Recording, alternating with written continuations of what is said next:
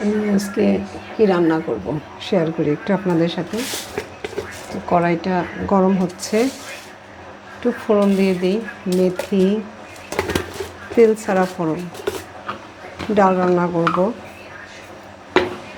মৌরি,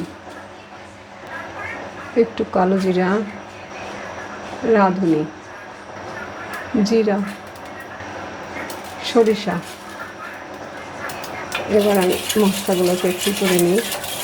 সুন্দর একটা ফ্লেভার বের হয়েছে, কিন্তু ফোড়নের পাঁচফোড়নের গন্ধটা আমার খুব ভালো লাগে। দিয়ে দিচ্ছি মুগ ডাল।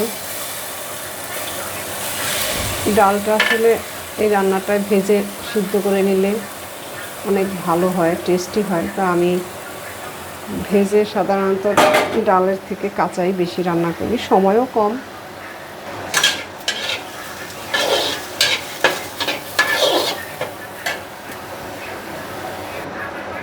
আমি হলুদের গুঁড়ো দিয়ে দিলাম। চুলার আঁচটা একটু কমই আছে।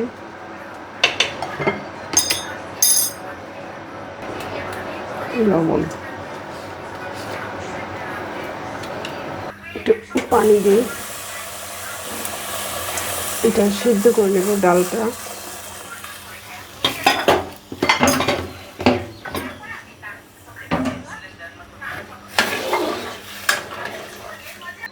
এবার হচ্ছে একটুখানি আমি সরিষার তেল দিয়ে দিই।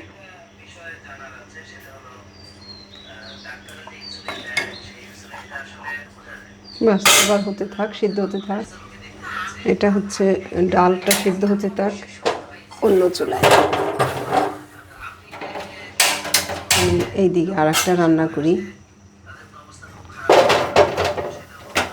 সময় কম, একসাথে তো আমার দুই চুলায় রান্না করতে হয়।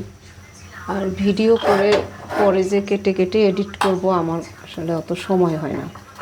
এই একসাথেই দুইটা রান্না করি আর একসাথেই আপনাদের সাথে শেয়ার করি। দিয়ে দিচ্ছি হলে এটা তো সবাই চিনি, কাঁঠালের বিচি। একটু মরিচ দিয়ে দিলাম, এরপর একটু পানি দিয়ে দিলাম,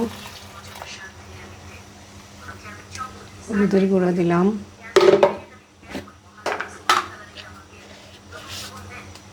লবণ দিলাম,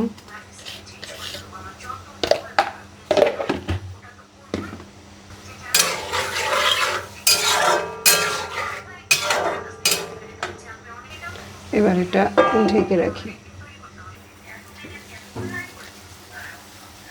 শুকিয়ে গেছে, তেল দেইনি এখনো, এবার তেল দিয়ে দিব।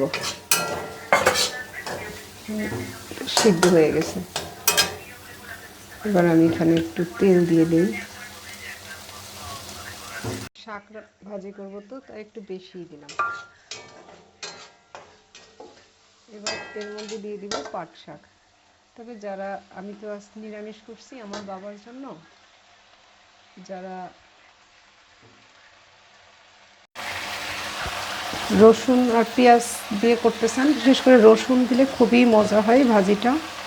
যদি কোয়া খুলে খুলে আস্ত গোটা গোটা রসুন কোয়া হচ্ছে ওই যে ইয়ার সাথে, কাঁঠালের বিচির সাথে দিয়ে দিলে অনেক অনেক অনেক টেস্টি হয় এই ভাজিটা।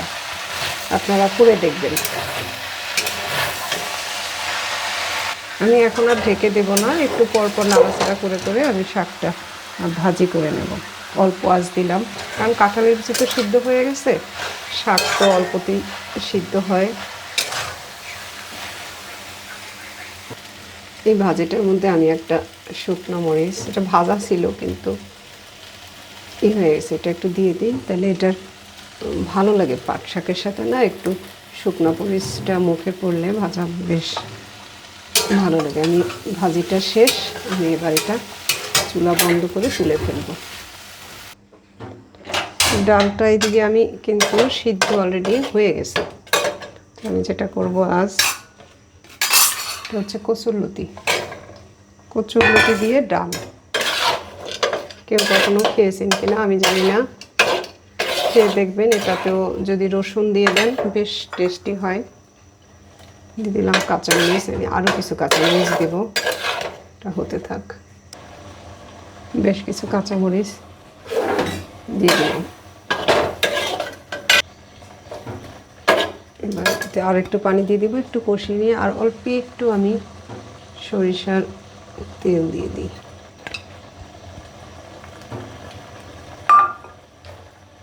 এবার আমি একটুতে পানি দিয়ে দিচ্ছি, কারণ কচুরলতিগুলো সিদ্ধ হতে হবে তো। তারপর এটা তো ডালের মতো একটু পাতলা থাকবে, বেশি পাতলা না, একটু থকথকে আর কি, বাস। এবার এটা হতে থাক,